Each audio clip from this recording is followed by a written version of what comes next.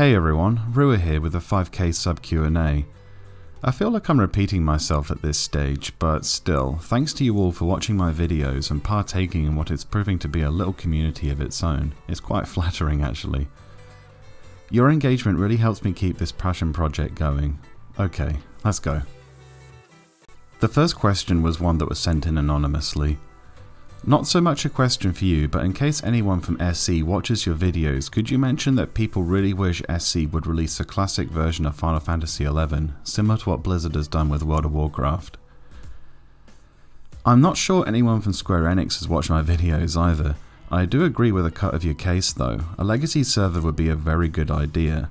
As I've been told by more than a handful of players, the private servers are rather popular, so that's really just revenue they're missing out on.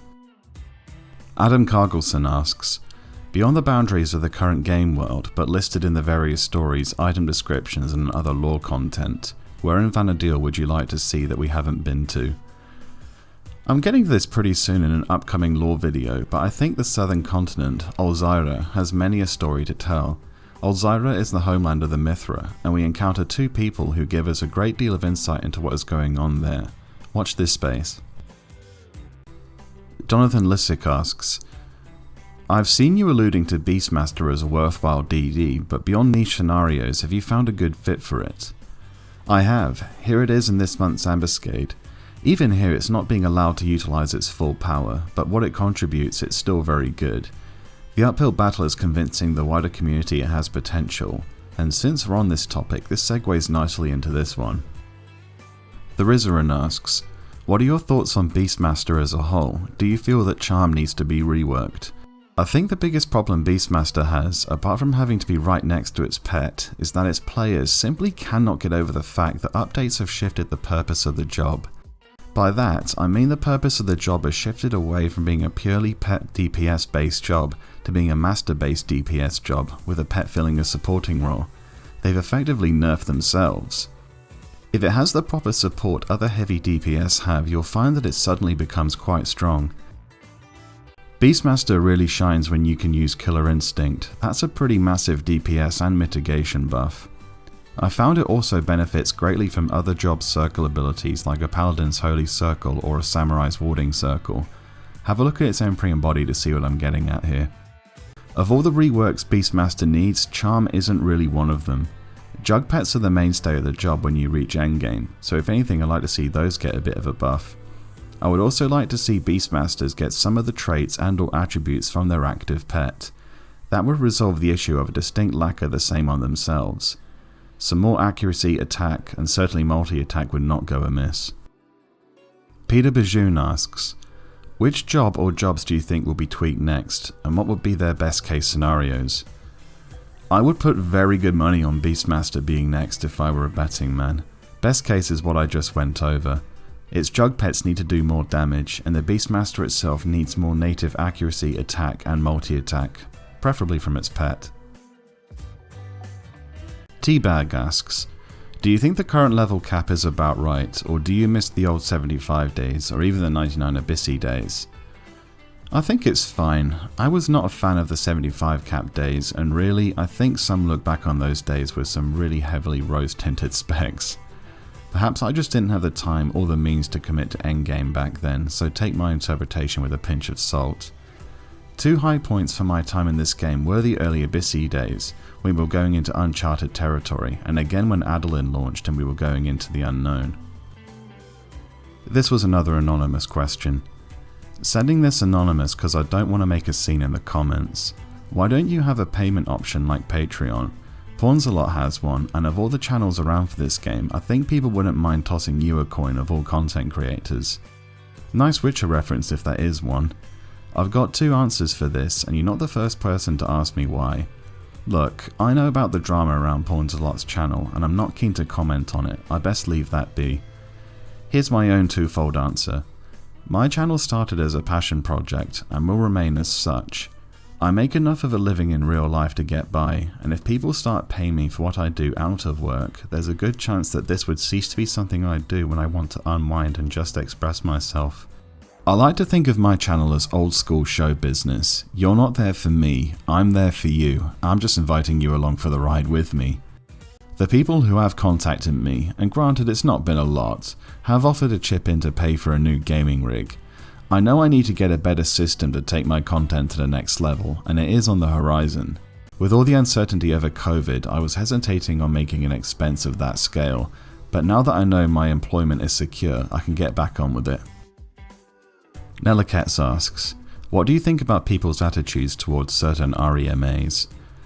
As long as the player knows what they're doing, I really don't care what weapon they're using, within reason.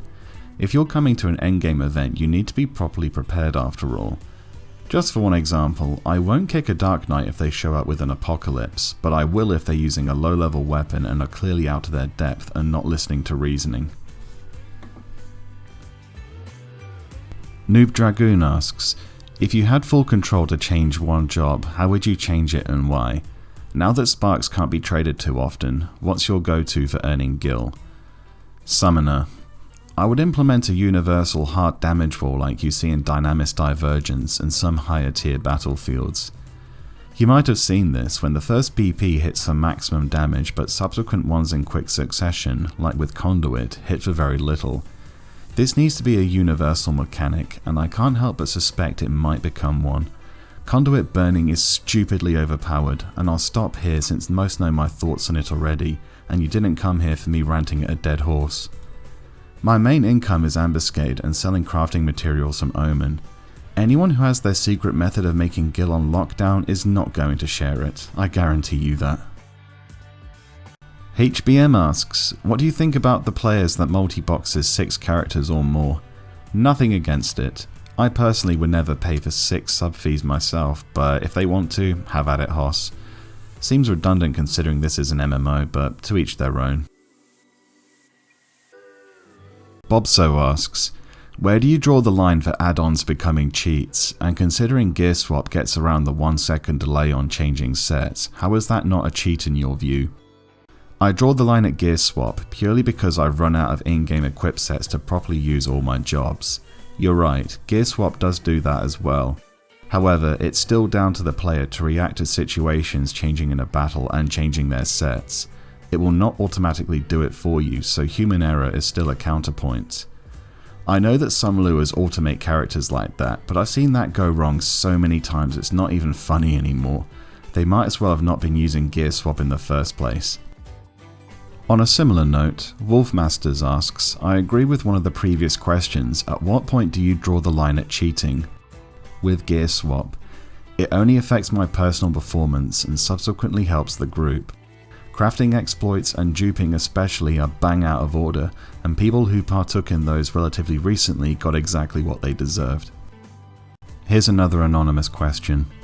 Hey, I think you posted on Reddit a while back that you consider a DD meta video kind of like what you did with tanks. Is that still happening? The community would appreciate it for sure. A general tier list of jobs is dangerous enough, but for DD jobs only, sod that can only end one way.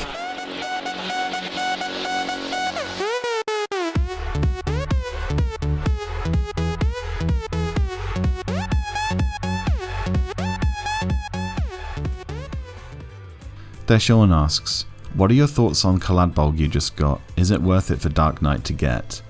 Absolutely, it's like a cement truck rolling downhill with no brakes. Be ready to get your Apocalypse out if things go south and you need to hold the line though. It was also pretty easy and painless to get through the Abyssy stage, as the 3 NMs it needs are very good to get sets for. Sunsage asks, while it would be a take this with a grain of salt sort of video, I wouldn't mind seeing a tier list for jobs. Of course the trouble there is shit situational, so what content and factors determine said tiers would really be up to you. I really don't think that's a good idea if it's just me doing it. Even then, I doubt I get many people willing to poke their heads over the trenches to contribute like they have previously. You just have to look at the sheer amount of weapons grade rage I got over Puppetmaster. If the community were to pull any sort of win out of this situation without it devolving into a bad day in King's Landing, a video going over the various strategies said jobs excel in could pull it off. Talkson asks, on the New Dawn podcast a method was alluded to for avoiding animation lock, but for those of us on the more cautious side, how do you go about rapidly engaging creatures? The method you're referring to is called JA0Wait, a function of a third-party tool which does indeed remove the animation lock. I don't use it, as you can see from many of my videos. I just use F8 when targeting the closest thing to me. If I'm on a tank or a mage and need to target something my party is, in the middle of a huge crowd, then a BT macro gets the job done. The Penguin of Doom asks, personal question, are you still enjoying the game? What jobs have you been playing recently? I am. Pushing the envelope and showing the merits of underused jobs keeps this engaging for me. On that note, Beastmaster and Paladin. Spread word of Jesus, amen brother, asks, is there an etiquette for your group content for a job you're unsure of what is expected from you? If I'm setting up a group for endgame content, I expect people who join me to have a firm grasp on the basic mechanics of their job. This is why I went off on 2 rants on the New Dawn podcast, as nothing pisses me off quite as fast as a job mastered player who has no idea what the hell they're doing. Basically, do some research in advance if you're unsure, the resources are there. If you can't find them, then ask the group leader privately. Don't wait to be caught like a deer in the headlights and cause a scene, try all you can to be prepared. Gaz Latham asks, when will you do a complete new guide for the guides you have done but the jobs have changed since then from updates? I will go back and redo my earlier ones, they're honestly painful for me to watch and listen to now. I need to finish one for Paladin and for Beastmaster, then I can look forward with getting on with my remakes. And since we're on this topic, Useless Commenter asks, what are your plans for updating old guides? Literally just covered this. It will happen, but I want to cover the 2 remaining jobs I can do before I do so. So Solsu asks, how would you suggest a new player get into this game? It seems so impenetrable to any friends I've tried to introduce. Do you intend to make videos on any other games? The harsh reality is that suggesting this game to a completely new player is a tough sell. It is showing its age and the learning curve is exceptionally steep. This is why a legacy server would be a very good idea, as it would let new players learn at a reasonable pace rather than be shot through everything with the power of a credit card. Once they have the grasp of the fundamental basics, then they can hop onto an unlimited server and make their own way from there. Nah, I made this channel solely for Final Fantasy XI, but I have brought up other games before, during my last Q&A actually. I think if I started posting random videos of other games, it would probably throw people off, as that probably wasn't what they subscribed to my channel for. Still, why not? I'll indulge everyone's curiosity. I've been on something of a Star Wars high in recent weeks, as my brother got me into Battlefront 2 when it showed up as a free download on the PlayStation Network. I like DICE's previous FPSs like Battlefield, and killing Ewoks is always a blast. I also really liked Jedi Fallen Order when it launched. For what it was really amazing.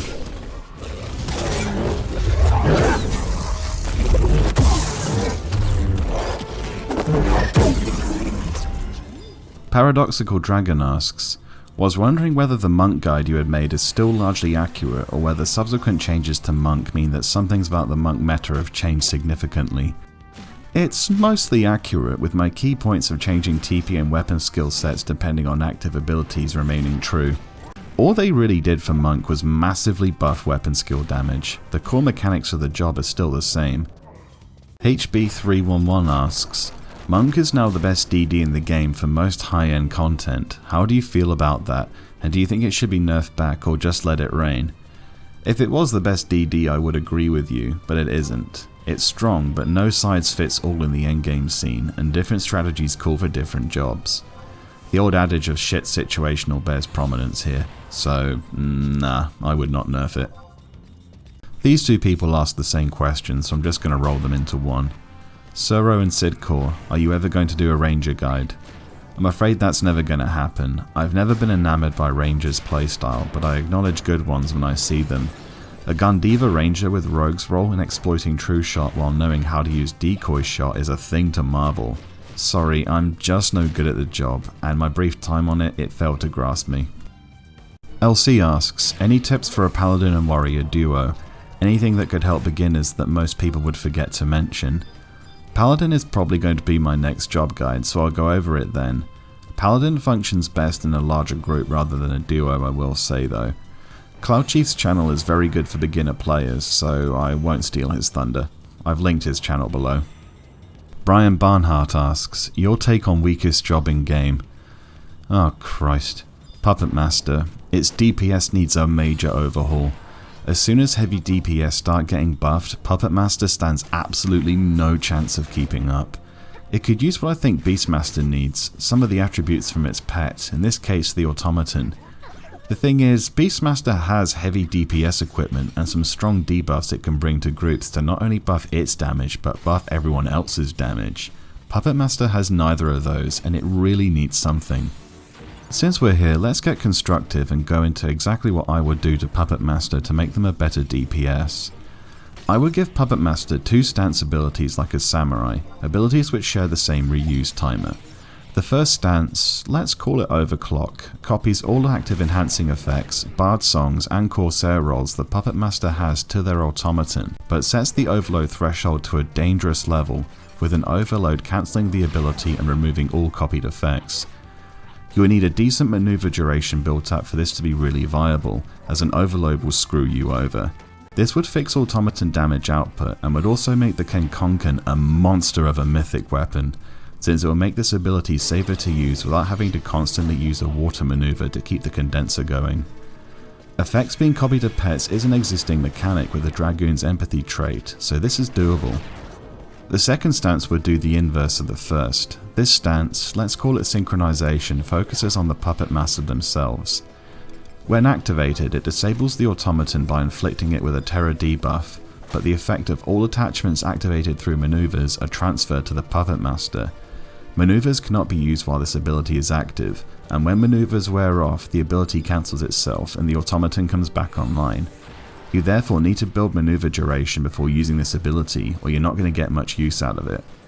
Attachment effects of an automaton being transferred to their Puppetmaster would turn the job into an absolute wrecking ball of a DPS while this ability is active. Store TP, double attack, FTP bonus, capped haste, ignoring target evasion and target defense.